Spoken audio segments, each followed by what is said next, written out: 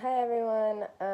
This week I'm going to be discussing an example of when behavior is punished without meaning to be. We learned from the chapter in Catania that punishment is when the consequences of a response make responding less likely. That is found on page 88 of the textbook. In other words,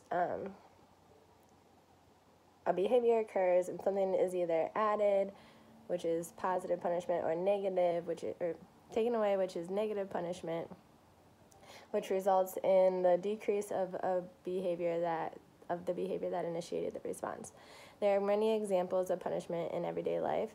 When I moved to Columbus from a suburb of a small city in northeastern Ohio, I quickly learned the parking laws were strictly enforced in the city.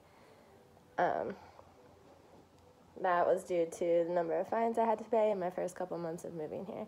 My behavior of not following the parking rules resulted in a monetary loss, which decreased my behavior of not following the parking rules. This is an example of negative punishment because something, my money, was taken away as a result of the behavior, and the behavior of not following the parking laws decreased. An example of a behavior that was punished without meaning to be is from an article I read from my applied programming class this semester on extinction. The study was done on individuals who exhibited self-injurious behavior to escape or avoid task demands. In their data, they found that one participant's number stood out from the others. The treatment method consisted of extinction. So once the student engaged in self-injurious behavior, they were prompted, physically, to follow through with the demand that they had received. In 3 out of 4 cases, the self-injurious behavior increased and then gradually decreased. The fourth participant's data just gradually decreased. There was no initial burst of SIBs.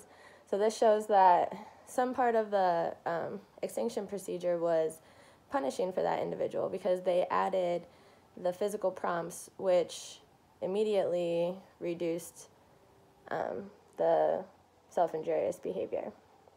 So in that case, the physical prompts were punishing to the individual. The treatment for this individual was meant to be extinction of negative reinforcement of escape of demands. However, due to the participants' averseness to physical prompts, the procedure ended up being punishment. According to the article written by Lerman and colleagues in 2002, when talking about indirect effects, they state several undesirable side effects of punishment, for example, increase in aggression, escape, and emotional reactions, have been associated with extinction procedures that were often confounded in punishment and applied research. That's on page 455 of the article. I think it's important to understand a person's history of punishment and aversive stimuli when conducting punishment treatments. I have worked with students who have been abused before and do not like to be touched at all. So in those cases, any kind of physical prompts would be punishment. So say you're trying to teach them to brush their teeth and you want to prompt them to get in the back of their mouth, that prompt could be punishment, which would decrease the behavior of reaching the back of their mouth with a toothbrush or even brushing their teeth in general.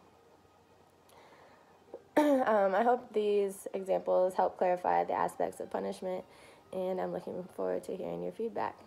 Thank you.